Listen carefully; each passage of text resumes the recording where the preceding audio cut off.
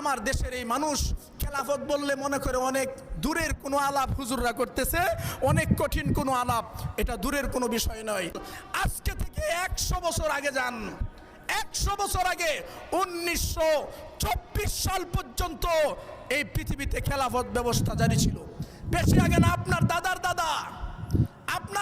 দাদার ইতিহাস তালাশ করে দেখেন, তখনও এই জমিনে খেলাফত ছিল। এটা আমরা জানি না, আমাদের দায়িত্ব ছিল এটা জানা, আমরা এটা তালাশ করি না, দায়িত্ব ছিল এটা আমাদের তালাশ করা। মনে করলেন দুনিয়াতে আসলাম আর নামাজ পড়লাম, রোজা রাখলাম, এমনি চলে গেলাম, আমার আর কোনো দায়িত্ব নাই। জি না, আমার দায়িত্ব আছে।